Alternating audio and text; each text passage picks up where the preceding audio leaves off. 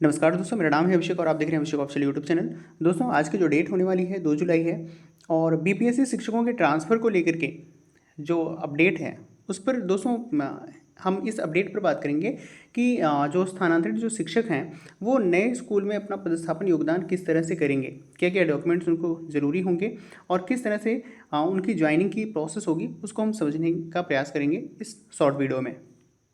तो दोस्तों, शिक्षा विभाग की तरफ से प्राथमिक शिक्षा निदेशालय की तरफ से एक आदेश जारी किया गया था, जहां पे बात किया गया था किस तरह से वो अपने शपथ पत्र को डाउनलोड कर सकेंगे, स्थानांतरित जो आदेश हैं उसको किस तरह से डाउनलोड कर सकेंगे। तो उन सभी चीज़ों पर बातें की गई हैं। चलिए हम पॉइंट वाइज समझने का प्रयास करते हैं किस तरह से क्या प्रोसेस रहेगा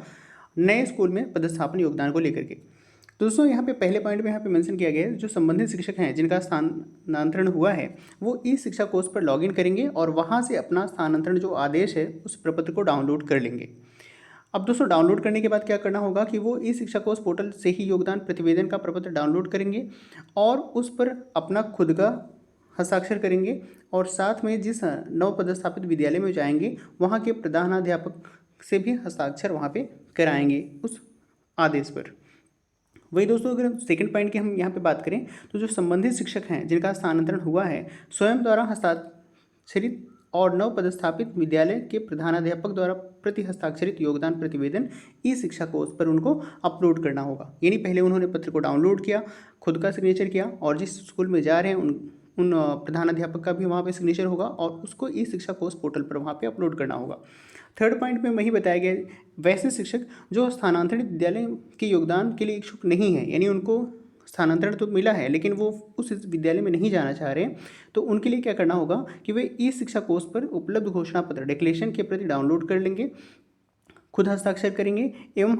हस्ताक्षरित प्रति ई शिक्षा कोष पर वो अपलोड कर देंगे। और ऐसे शिक्षक अपने पूर्व पदस्थापन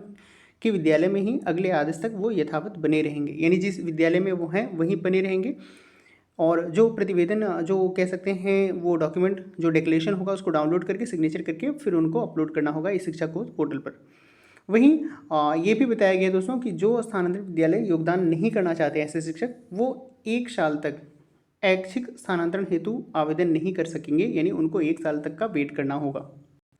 वही दोस्तों, अगर ऐसे शिक्षक जिन्होंने अवकाश ले रखा है और उनको कह सकते हैं योगदान करना है तो उनके लिए क्या कुछ कह सकते हैं बताया गया है। तो चौथे पॉइंट में आप देख सकते हैं, वैसे शिक्षक जो संप्रति अवकाश में हैं, जैसे अध्ययन अवकाश या मातृत्व अवकाश या उपार्जित अवकाश में हैं, अगर उनको स्थानांतरित विद्यालय में योगदान करना है तो उनको क्या करना होगा, ई शिक्षा कोष पर उपलब्ध जो योगदान प्रतिवेदन हस्ताक्षर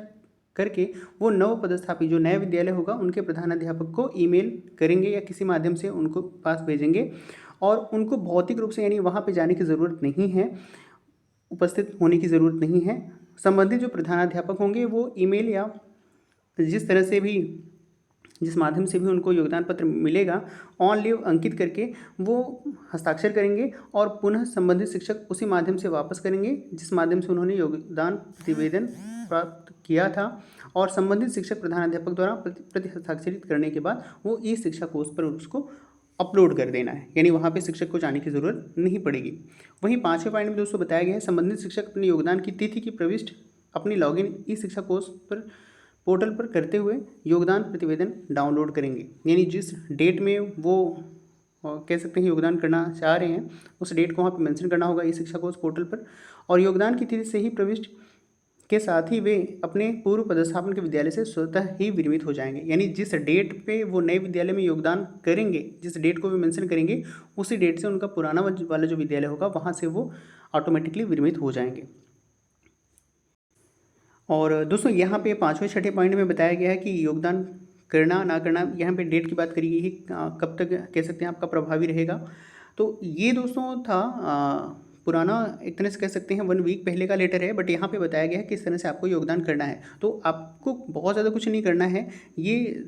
पूरा प्रोसेस जो होगा वो जो जिस विद्यालय में आप जाएंगे, जिस स्कूल में ज्वाइनिंग के लिए जाएंगे तो वहाँ का हेड मास्टर जो होगा वो अपने स्कूल आईडी से ये सारी चीज़ें करेंगे, वो अपलोड वही करेंगे। हाँ, आपको योगदान पत्र डाउनलोड करना होगा और साथ में दोस्तों अपना आपको एक एप्लीकेशन लेटर भी लिखना होगा।